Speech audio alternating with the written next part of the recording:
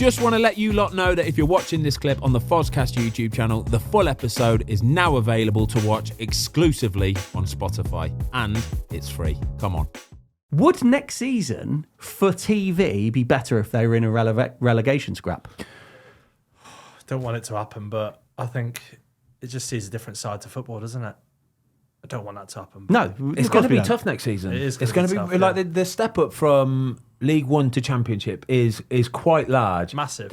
Ipswich, they're an anomaly. They went League One, Championship, Premiership, That right? is, yeah. But when you've done it from the National League, it is, I would say, impossible to go straight to the Premier League. You would have to invest so much money, and I don't subscribe to what a lot of fans say is they've bought their way to the Championship. They've just paid more than everybody else. They've bought the best player. And I really don't think they have. What is the highest transfer fee they've paid so far, They Toes? signed Sam Smith for, I think it was 2 million in January. £2 million. Yeah, and I think that was a jump from about half a mil, million I think quid. it was. Now, Mo Fowl, yeah. yeah, and people will go Hollywood FC. When you think, yeah. Jay Stansfield went to Birmingham for, what was it? 15? 13, 15, Rising 15, to a 17, I think yeah, it was, 17 odd million quid.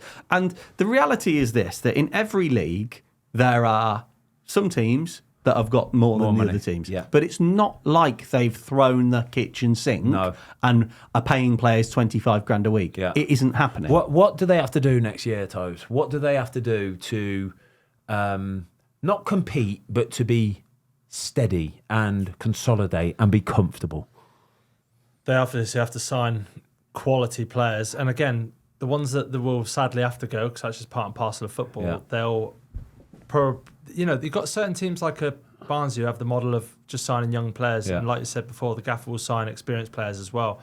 You'll need a couple of know-hows again. They've got already a few of them in the squad, which is lucky, but I don't know. It's tough because they need to have a bit of an overhaul, but not crazy. Is that overhaul and that's possible? just being respectful to the league, really, as well. Wrexham won't do it. Wrexham won't do an overhaul. They won't. Not massive, The way when I signed, Wrexham had a wage cap, right? And then in League Two, they had a wage cap. And even last season, they had a wage cap, right? And they will do the same thing in the Championship next season. So there will be teams in the Championship that are paying double, maybe even treble There'll be championship some of players, the wages. There'll be players that Wrexham are on paying. 70 or 80 grand a week in the championship. There are a few. Do you remember Alexander Mitrovic on 100 bags a couple of years Apparently, ago for Fulham? Patrick Bamford's still on a whopper of the contract. So they're going to be coming up against players who are worth an awful lot more than them and on massive wages. They've got to be comparison. very shrewd as well, because if they go and sign players, that's going to cost a hell of a lot of money, isn't it? The free agent market's going to have to be. But then, you've got the agent poll of, well, you're getting them on a free. But they've proved that model with the Stephen Fletchers of the world, haven't they? So they've proved that they can follow that model. But where Wrexham will come into a little bit of difficulty is the legacy players. So a little bit like going up through the leagues. If they're a League Two team or a League One team, they know they're going to have to do one of two things to sign players. They're going to have to pay more than everyone else, or they're going to have to give a slightly longer contract. So, or this is an interesting take on that, is that what Wrexham offers as a football club from the what is it, social perspective, shall we say, lifestyle experience, the exposure that football club brings to players. I think you can sign a slightly better player and still not have to pay them the world. So with the money side of basically, you want to come on this journey with us. Yes. Yeah. But do you think players, like senior players, let's say you can get a 32-year-old player that might get, 15 grand a week at Birmingham, or he's been offered 10 at Wrexham. Maybe not such a big swing, but are there players that will be wanting to be invested in the project? Yeah, I think so. Do you really think so? I think that lure of Wrexham and what it offers, the bigger picture, to be part of something that could go on to be a monster. Because I genuinely think within 5 years, Wrexham will be in the Premier League. Within 5 years? Within 5 years. Do you think this that? next season? I back that. The next season is so hard for Wrexham. Yeah. Championship next year is so hard. They just need to consolidate for a year, maybe two, maybe three. But then I think they're going to be looking at, from this point onwards, a 5-year period where they're going, right, we need to be challenging in 5 years' time. They want to stay in that league 100% with that new stand built as well. and that will then just help propel them again. Yeah. I think. Do you know what I think the most most important thing for Wrexham is that they have, which they always have done, is they have massive integrity around their wages. So if they go in and start throwing 25 grand a week to a player, I think the whole thing is in danger of falling apart. Blows it out the water. Because then they're into losses and signing a player on a 3-year deal on 25 grand a week, and he doesn't perform, and then the next guy coming in wants the same. But then I think as well, the gaffers sign players that have an understanding of it's not just about them, and they understand where they are and what the situation is.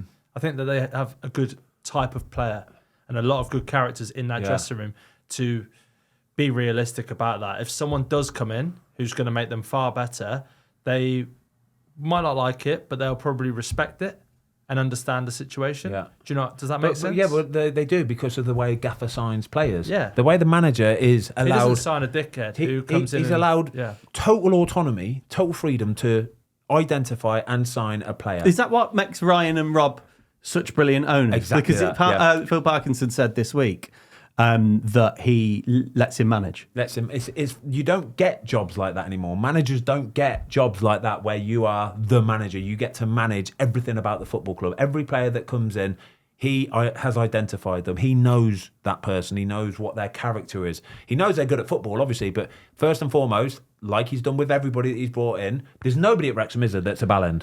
No. There's nobody. No. It's simple as that. There's nobody that's a bellend. No. I promise you, it's the best changing room I've ever been in because everybody is just so down to earth and so respectful. And that's just I feel like that's the football club in general. Like that's the football club the way and the community. That's the community. That's the main thing about that club now they have to keep is the culture. Yeah. Because it's so easy now to go so commercial and corporate and lose your identity. And I don't think they will with who they have there and who's in charge and the people that are. It's that personal touch. You have to keep that. Yeah.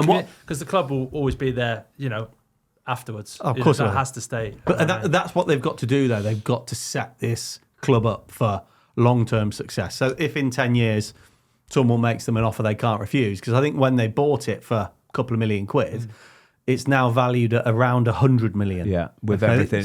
So they might turn around in 5 years, Premier League team, and go, we've been offered 700 million for it. Now, what they need to do is make sure that this club is sustainable for the future. Now, what they're doing for that is they're increasing the stadium, they're building a training ground, they've got a really good academy, the women's team is semi-professional. So all of these things they're putting in place, and don't get me wrong, if Ryan and Rob sell the club, are United and are HP going to sponsor them? Sure. But you could argue that the club becomes this entity in itself that it almost outgrows them. Thanks everybody for watching. We hope you enjoyed this clip of the Fozcast. If you would like to watch the full episode, it is now available exclusively on Spotify for free.